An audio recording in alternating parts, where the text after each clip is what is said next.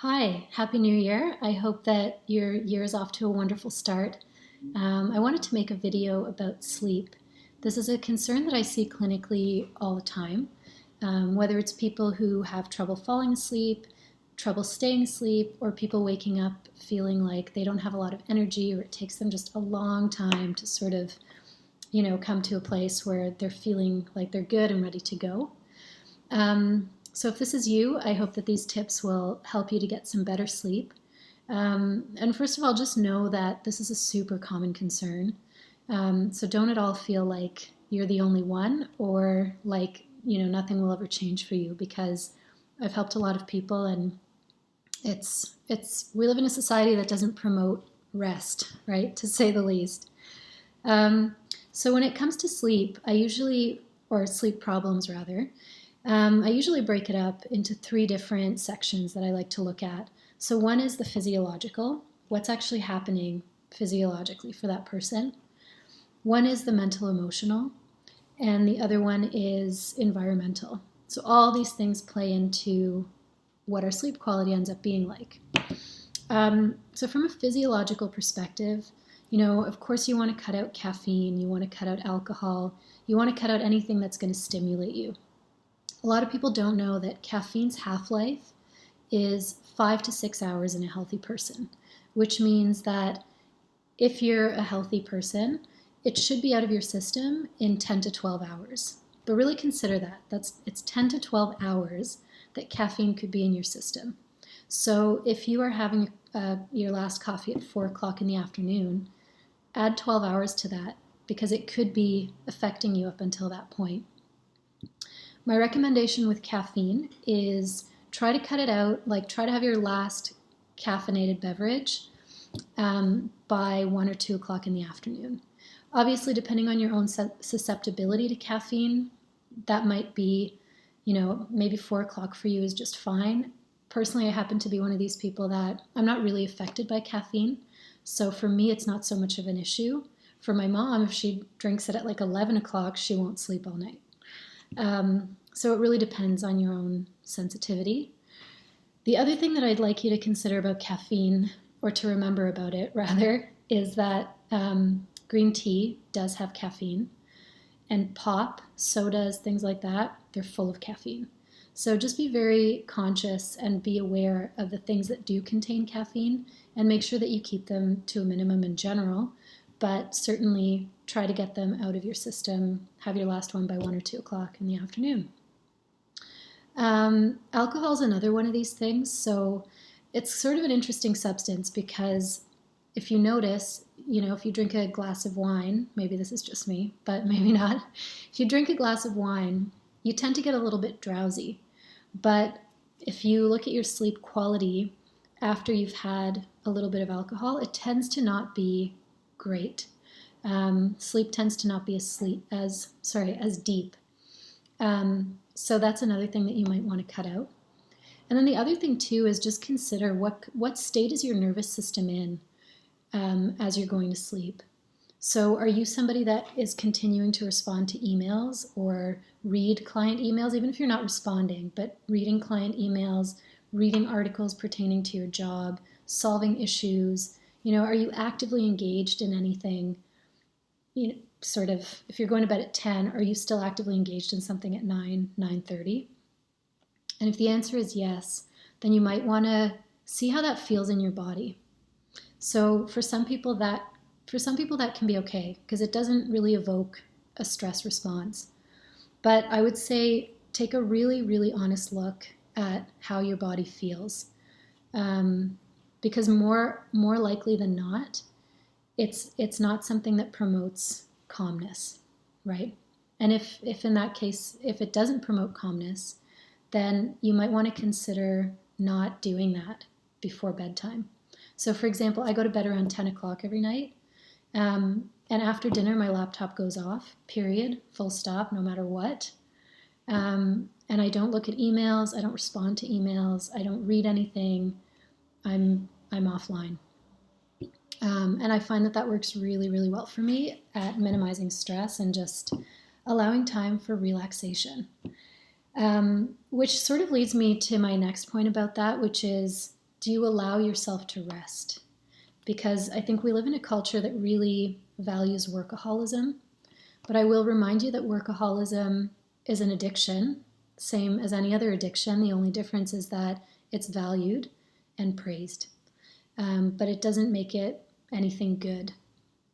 So, allow yourself to rest, really, and see how that feels for you. What does it feel like when I say that you should allow yourself to rest? What's the immediate thing that comes to you in terms of your physical experience? Some patients have said, oh, right away I feel tense.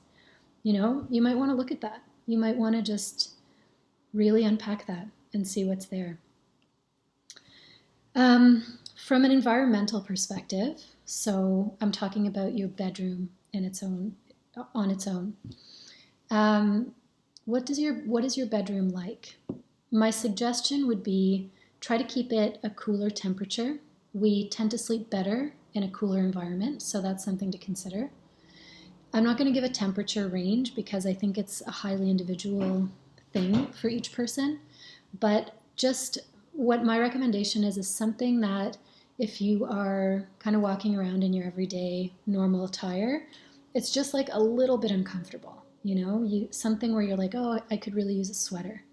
That tends to be a good temperature range. The other thing I'll say about your bedroom is try to keep it as minimalistic as possible.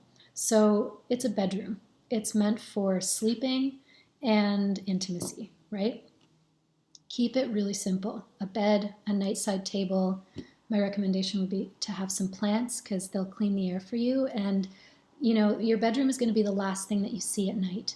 So when you look around, if there's clutter there, if there's all sorts of, books and papers and whatever else, that's not a calmness-inducing image, right? We tend to feel a little bit more tense when things are chaotic around us. So just minimize it. The other thing I'll say about your bedroom is make it a sleep sanctuary. So don't have stressful conversations in there. Don't have conversations that evoke negative feelings. Don't do any work in there under any circumstances. You do not want to associate your bedroom with anything stressful or negative or tense. So I know sometimes students will study in their beds. If you live in a dorm where that's the only space you have available, you do what you have to do. But if you live in a place where your bedroom is a separate place from the rest of the house, keep it that way. And it's a sanctuary. When you go there, you just rest, you relax, you do positive things. Light is another thing. So light is an interesting one because a lot of times, and I've said to patients before, get blackout blinds. But what I mean by that is sort of assess what kind of light you have in your bedroom. So if you live in a city and city lights are shining in, or billboards or different advertising signs or whatever, if that's the kind of light that's coming in, absolutely get a blackout blind. You'll have much better sleep. But if the kind of light that's coming in is moonlight, so just natural nighttime light, I actually don't think there's anything wrong with that, because if you think back to how our ancestors lived, it's very unlikely that they had pitch black darkness. There was, probably either a fire or at least moonlight coming in at some point. And, this is just a theory that I have, but as an avid outdoors person and as somebody who camps a lot of the time, I've never ever been affected by moonlight or natural light. But certainly, I think we can all relate to the fact that sort of city light is disturbing. It's not good for our sleep. So I think that's all I had about the environment.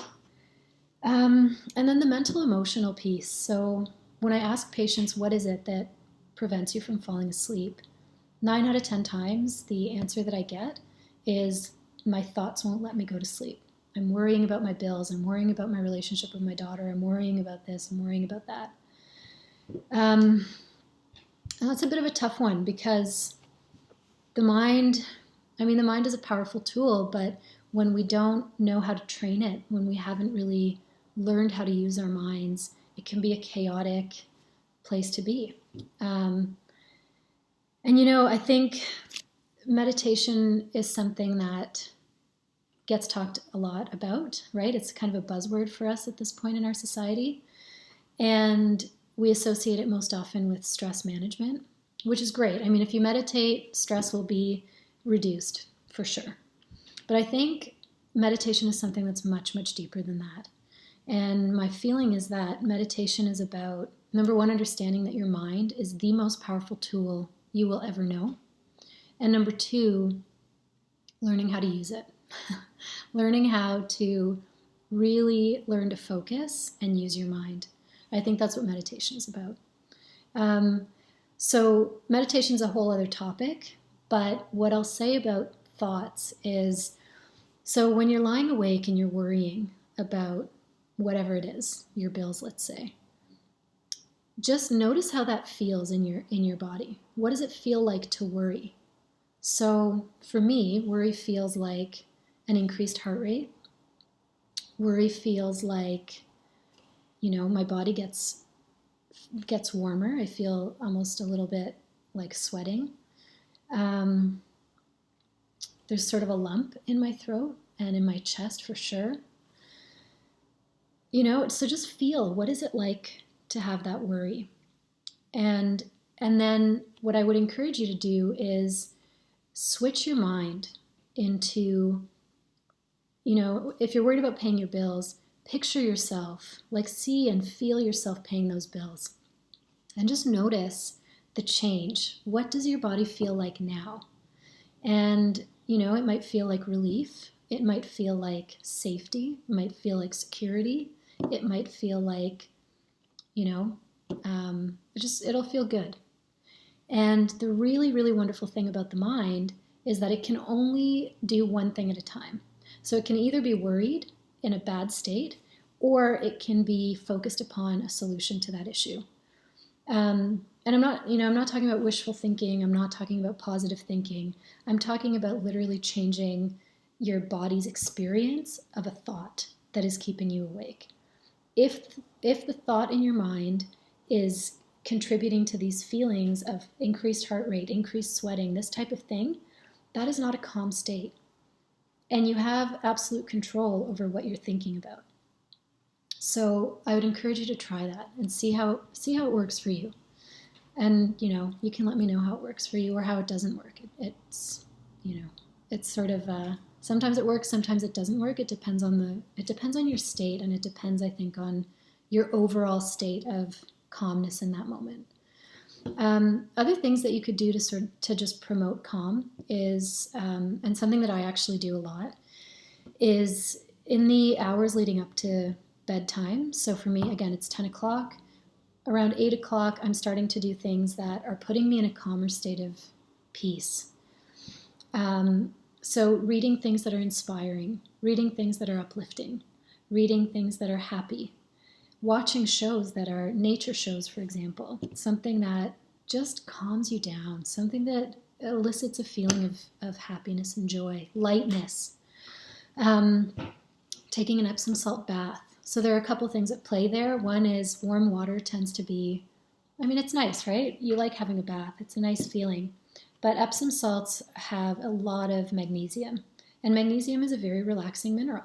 So when you've got that and your body is soaking it in, and you've got a candle going and maybe some lavender oil, you're setting up a really calming environment.